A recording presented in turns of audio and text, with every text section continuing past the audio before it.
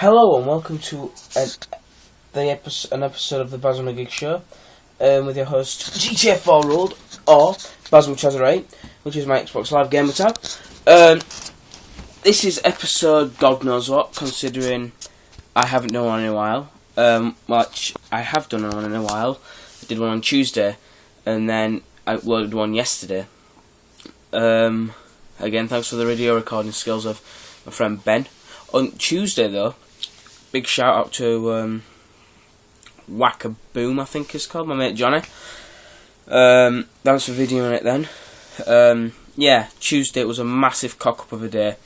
We went to school. We knew we were gonna have we knew we were gonna have this fire drill thing. We knew it was gonna be on the Tuesday, but we didn't know what lesson. It happened first lesson, and I don't know if you should think you know, but it absolutely pissed it down. I mean, not drizzled, no, properly, Britishly pissed it down. It was horrible, absolutely horrible. We came out drenched.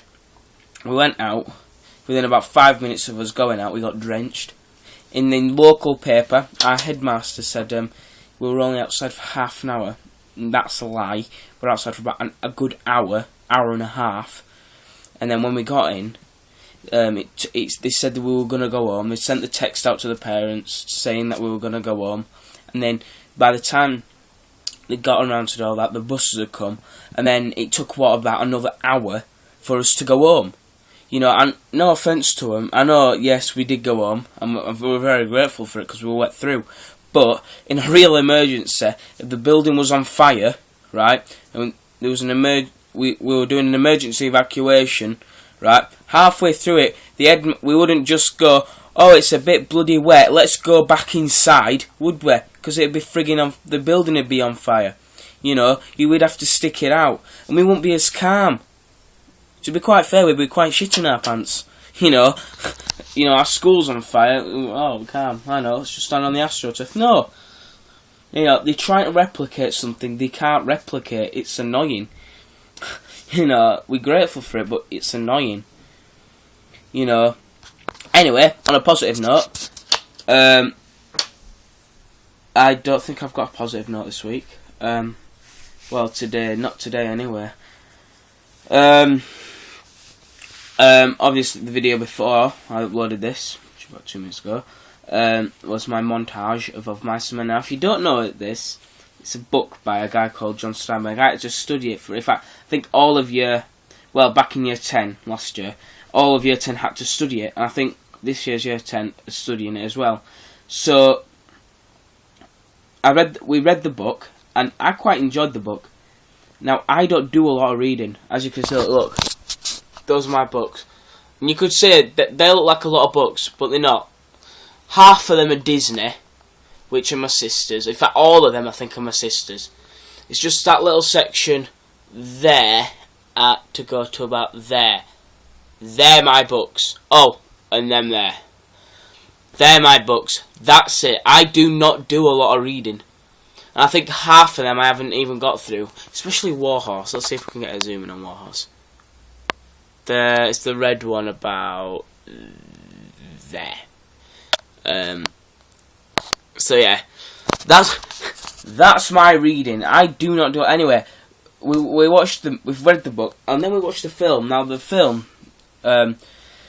has two quite popular actors. Quite now, you've got. Sorry, I keep looking over to my laptop. It keeps flashing. I'm uploading a video. No uploading, saving. Anyway, they've got two big actors in. Well, back in his day, wasn't a big actor. Gary Sinise, he wasn't a big actor. But I think we'd all know him now as Mac from CSI New York. And the other main actor is John Malkovich. Now, we usually see him as not a bad actor, but a baddie in most films. But in this, he plays a defenseless, basically mentally disabled person at a stupidly tall height with incredible strength.